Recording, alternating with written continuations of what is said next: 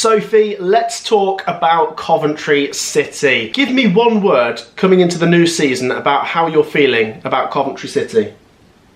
Optimistic. Optimistic? I'm optimistic. There you go. Welcome back to yet another video, guys. Today we are doing an in-depth focus video on Coventry City, and with still 3 or 4 weeks of pre-season to go, we're going to be looking at quite a few different clubs during the summer. So even if you're not a Coventry City fan watching this, make sure to get involved because we are going to talk about loads of different teams. Today we are starting with Coventry, which is our team. Let's go for 700 likes. Make sure you've hit that like button. If you're a Coventry fan, you should already be subscribed.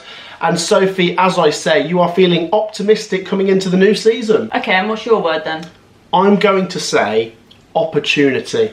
Opportunity. Okay. We're gonna cover the championship in general over the next few weeks leading up to the start of the season, but of course we're Coventry fans. We're going to be a little bit biased. We're not totally biased. No, we're not actually. But I think this upcoming championship season is an opportunity, not just for Coventry, but for clubs of a similar nature over the last couple of seasons. Norwich, West Brom, you know, there's plenty of clubs that will feel like this is potentially the best opportunity we will get. Yeah. Because you look at the 3 teams that have gone up, they were so strong last season. Leicester, Southampton, Ipswich Town were brilliant. The 3 teams coming down are not as strong in my opinion. Now I still think they'll be very good in the championship, but Sheffield United starting off with a points deduction, not in a great shape at the moment. I also think some strong teams got relegated last year.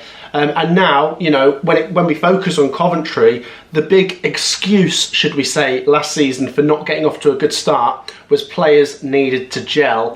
This time round, I think we're going to have a busy window, but hopefully we won't have to use that same excuse. So I think it's imperative this time round we start well. Yeah, I think I said it in another video. Both us and Middlesbrough, we get off to really slow starts, and then by the end of the season, you're looking like, oh, if we just got off to a good start, we'd be so far up the playoffs right now, we'd be absolutely fine. Yeah, I don't think we can keep using the same old excuse because we have got a fair bit of business done quite early. And those players have been around now for a lot of pre-season. So you can't really be using that as an excuse. I know sometimes when there's a lot of new players in, then yeah, it's very different pre-season to actually playing in the league. But I don't want to hear that excuse this season. I want to get off to a strong start and follow on from there for the season. Absolutely. And now that the fixtures have come out, we can start to plan things. First couple games, Stoke City away, which we always tend to win, or at least not lose. Touch wood. Oxford United at home, Bristol City away, Norwich at home. It's not an impossible first few games there. You know, we could be looking at, without sounding too greedy, 3 wins out of 4 or 2 wins and a couple of draws.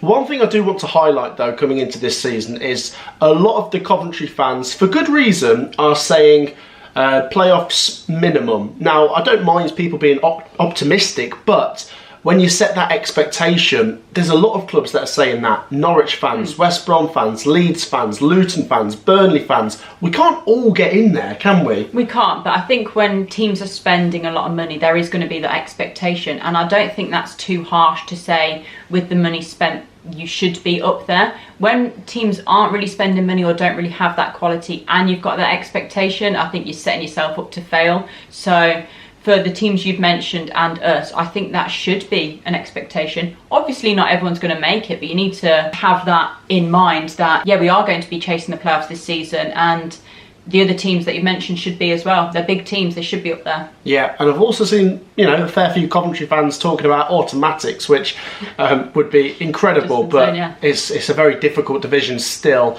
Let's talk about the club itself, Sophie. As Coventry fans, we've lived through the highs and the lows recently, and you feel like over the last 4 or 5 seasons we've always come into it being optimistic. We've got Mark Robins, who is just, you know, fantastic. I can't even think of a word good enough to describe him. Longest serving manager in the championship, and the success he's brought, unbelievable. We got to the semi-finals of the FA Cup last year. That was history making. Of course, this time round I'd rather we focus on the league, but I think that's what Doug King, the owner, has said. That's another thing to be optimistic for Coventry fans. An owner that that so far is fulfilling his promises. He's back in the club. The fans are on board. You see the season ticket sales. Records, year on year, we're breaking records. It's unbelievable. And honestly, this is the best I've ever seen the community supporting the club in my lifetime. I mean, there's a real connect now between the club and the city itself. You see it on the buses as they're going past, that dream big sky blue. I mean, honestly. You see a lot more people wearing Cov shirts out and about now. No one's embarrassed to wear them. You don't see half as many United, Liverpool tops knocking about in Coventry Town Centre. You'll see people proud to be wearing the Cov badge. Absolutely. So like I say, there is optimism coming into this season. Let's just quickly mention things that have happened in the summer so far, Sophie.